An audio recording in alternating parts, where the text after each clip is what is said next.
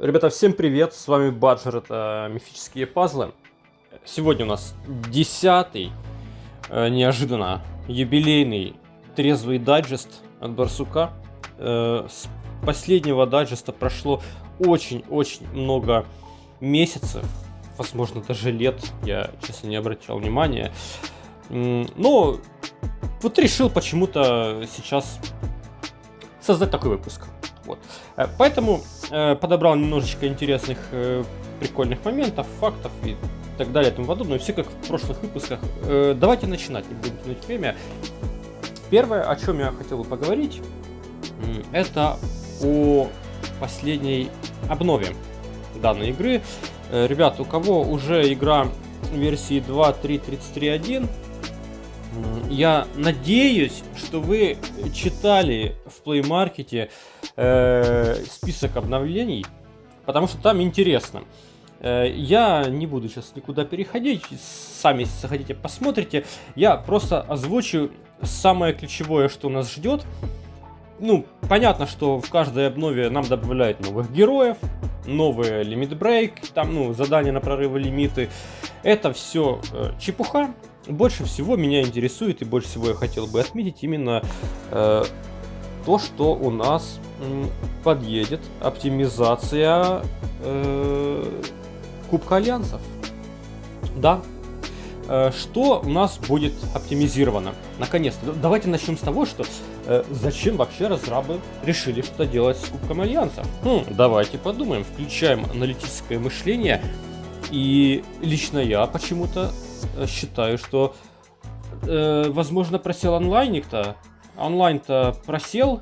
Люди немножечко устали от Кубка Альянса, как мне кажется. И поэтому все меньше и меньше заходят туда играть с каким-то целеустремленным желанием и просто супер мотивированные. По мне, вот именно такова причина того, что разработчики зашевелились, начали придумывать. Если бы не одно но. Они обновили нам механику работы заданий. То есть у нас сейчас будет, ребят, не 9 заданий, как раньше, а 12. То есть у нас добавляется еще один ряд из 3 заданий. Нам теперь нужно будет больше из чего выбирать. Вариаций будет больше. При этом нужно будет, конечно же, и больше обновлять. И плюс к этому еще разрабы увеличили количество обновлений за промежуток времени. А если по-другому, то сократили время рефреша каждого задания. То есть мы теперь будем обновлять его не раз в 30 минут, а раз в 15 минут, ребята. То есть мы будем иметь в 2 раза больше заданий по времени.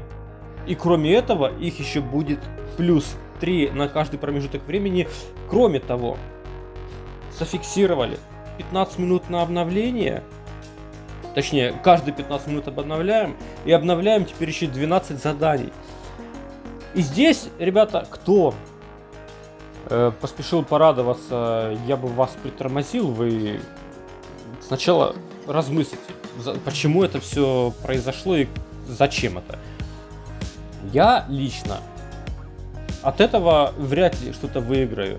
Да и вообще большинство игроков, большинство альянсов от этого ничего не получит. Лично я как делал задание там по 200 рейды и там сферы варил с гарпунами, я так это и буду делать. Я как призывал за серебряные монетки, так и буду призывать за серебряные монетки. Я как бил титанов, там некоторые задания, так и буду это делать. Для меня лично ничего не поменяется. Но когда я буду обновлять задания для своих тиммейтов, то вы прикиньте, мне нужно будет, не раз в полчаса заходить, а каждые 15 минут заходить и обновлять всякую неугодную дичь. И кроме этого, кстати, они сказали, разрабы, что даже в описании патча написали, что будет больше заданий на Титана.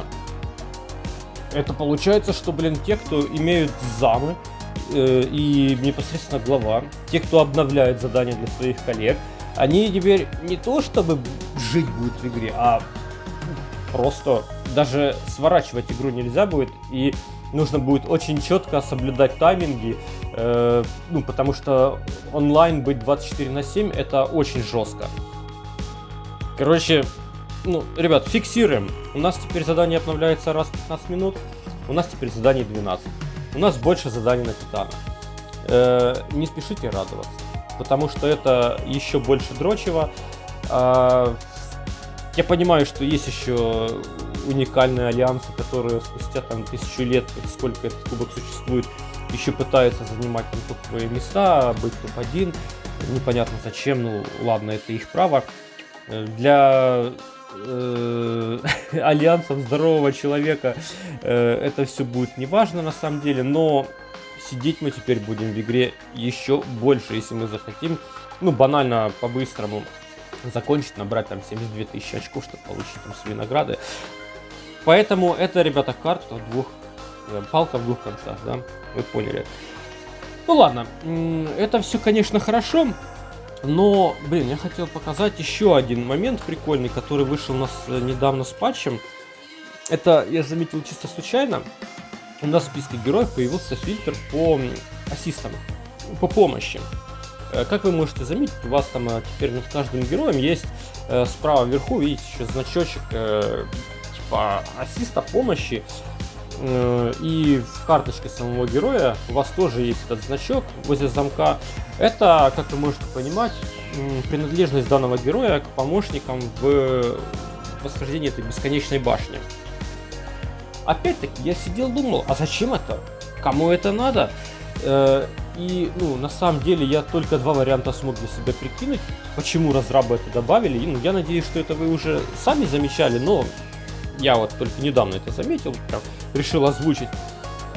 Первый вариант, для чего это было сделано, это все-таки, надеюсь, дальнейшее какое-то развитие бесконечной башни, чтобы мы четко понимали, какой герой у нас уже залочен там в ассистах, который свободен там, потому что, ну, там, после 200-х этажей, если что-то еще будет, то нужно много-много героев, и нужно будет долго там искать, кто у нас свободный.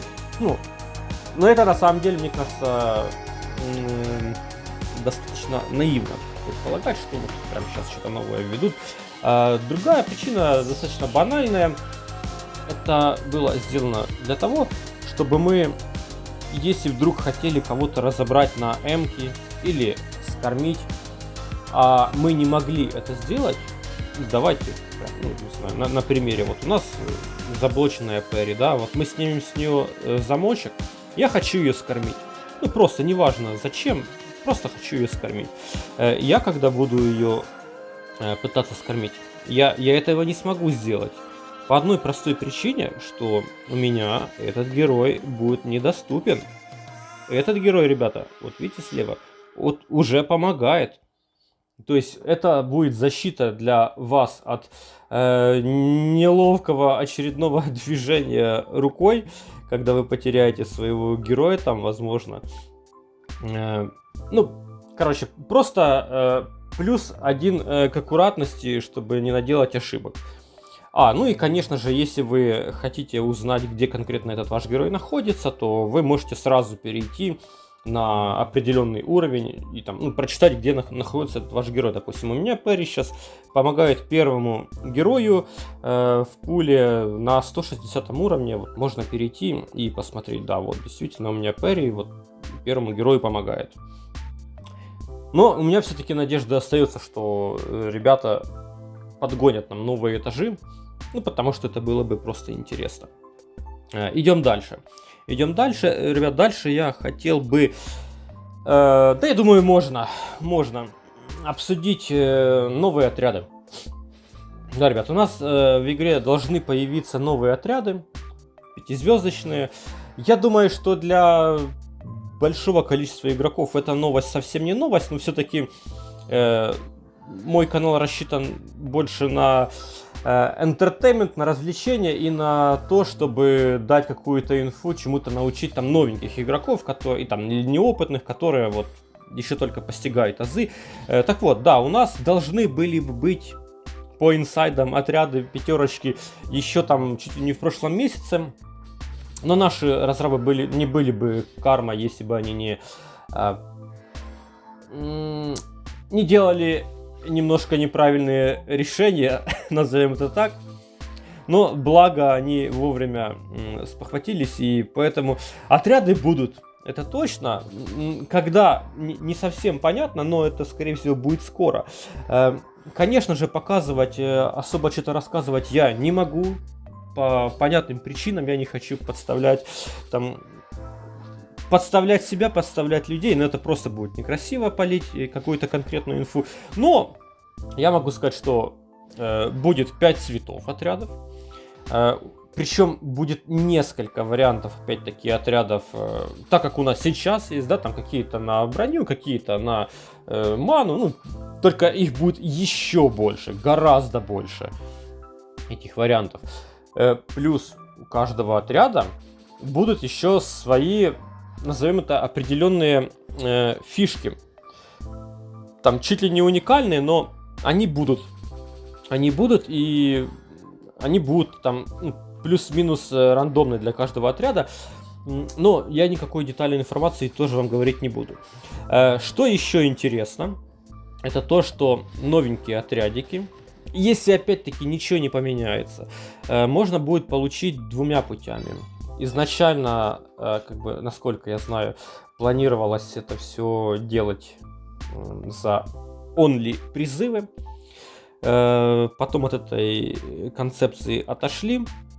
И сейчас, когда их релизнут, скорее всего, их можно будет получить, эти отряды, двумя путями. Путем тренировки в наших казармах, в наших бараках. Вот здесь. Я так предполагаю, что нужно будет ее улучшать, эту казарму, и после этого тренировать. Опять-таки, деталей больше никаких говорить не буду. И второй вариант — это обмен с отрядов 4-звездных. Мы будем брать там условно какой-то отряд, 4, что-то добавлять, какие-то ресурсы, какие-то еще важные элементы данной игры, которые достаточно ценны и так. И на выходе получать рандомный 5-звездочный отряд. Вот. Никаких больше деталей. Опять-таки, я не хочу никого подставить, но просто сам факт того, что нас ждут очень интересные и такие масштабные изменения в игре, это факт. Я надеюсь, что это будет скоро. На самом деле, кстати, вот к дню рождения игры, к 6-летию, это был бы прикольный повод запустить в релиз эту новую механику, новую фишечку. Да и, собственно, давайте, наверное, поставлю итог в этом дайджесте инфой про нового дракона. Осталось там по факту сколько? Неделька, да, или сколько? Стоп, мне карма не надо. Мне нужны события. И мне нужен календарь.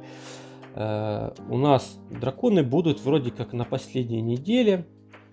На последней неделе... Вот карнавал драконов, да, будет с 23 числа там, по идее. Ну да, по факту осталось совсем ничего. Я думаю, я могу позволить себе сказать, опять-таки, без никакой супер там конкретной информации, без скриншотов. Ну, у нас будет новый дракон. Я могу сказать вам, что он будет, в принципе, предсказуемого цвета. Это 6-й дракон по порядку. Если вы знаете, если вы обратили внимание, что у нас первый был зеленый, потом желтый, потом фиолетовый, потом красный, потом синий. Сейчас все возвращается по циклу. Я думаю, вы понимаете, к какому цвету. Дальше. Этот дракончик, кроме того, что будет цвета травы, он еще будет с достаточно редким набором маны. Вот таких героев с таким набором маны в игре на самом деле очень и очень посчитать на пальцах, там, наверное, ну, если не одной, то 2 рук точно. Этот герой будет очень универсальный. Он будет бьющий.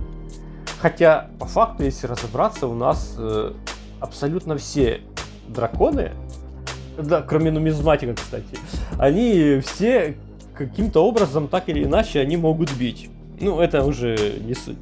Ну и самое основное, что этот дракон, он сам по себе будет прикольной боевой единицей, но по тенденции с последним синим дракончиком этот, опять-таки, будет лучше всего работать именно с другими драконами в команде. Поэтому я уже вижу, как в Китае потекли реки долларов просто. Особенно от тех игроков, у которых уже есть там парочка, а лучше даже тройка дракончиков.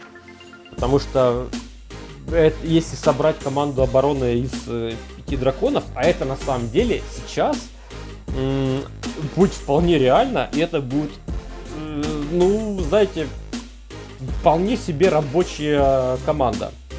Возможно, не все 5 разных, да, но 4 разных дракона ставить в кому, это будет уже очень и очень круто, и это будет супер топовая команда обороны, наверное, даже противнее, чем двойные кукули. Поэтому да, вот готовьте свои бабосики, ребята, тем более, что этот призыв будет там плюс-минус в конце месяца. В следующем месяце там тратиться особо, наверное, не будет на что. ГМ там будет не особо прикольный, как по мне.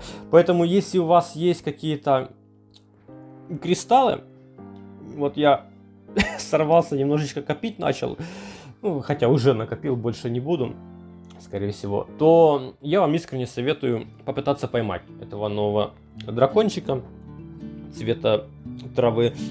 Он выглядит очень круто.